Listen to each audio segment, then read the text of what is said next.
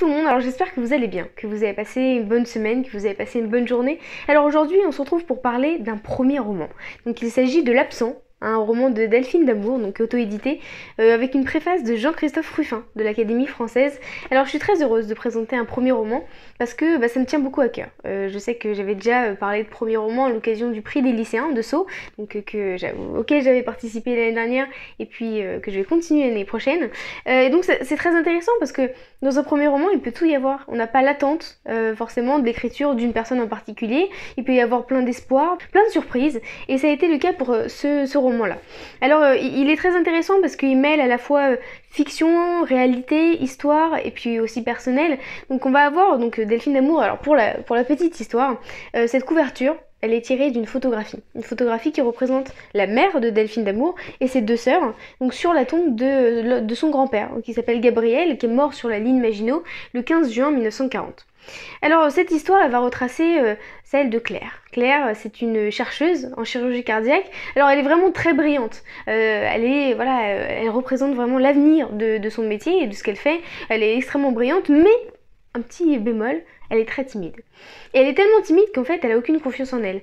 Elle n'arrive pas à parler aux gens, elle n'arrive pas à rencontrer des gens. Elle devient toute rouge à chaque fois, elle bégaye et puis elle renonce à tout ce qu'elle fait. Même si elle a une prise de parole en public, elle n'arrive pas à la faire. Et elle va finir par savoir qu'il faut qu'il y ait un élément déclencheur pour changer sa vie, pour changer ce qu'elle est. Alors pas au fond d'elle, mais essayer de soigner ce problème et puis d'avoir plus confiance en elle et de savoir qui elle est. Et cet élément déclencheur, ça va être la rencontre avec Édouard.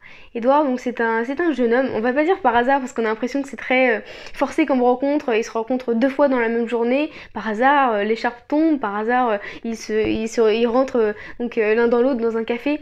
Donc on a cette rencontre avec ce jeune homme qui est passionné de généalogie et qui va la pousser à remonter sur les traces de son père, donc son père qui est justement qui fait écho au titre, L'Absent, et son père est disparu donc, sur la ligne Maginot, donc après la guerre, et sa mère n'a pas voulu en parler, absolument pas, et puis ses sœurs ont décidé de garder aussi le silence, et elle a jamais su vraiment qui il était.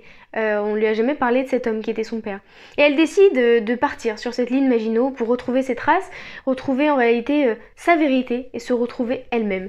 Et c'est une vraie quête de vérité, une quête de personnalité, et c'est très intéressant parce que à la fois le style il est très fluide, il est très agréable, c'était très chouette de lire ce roman. Et puis on a ce mélange entre la fiction et la réalité puisqu'il s'agit on a un écho avec Gabriel qui est le grand-père de Delphine d'Amour.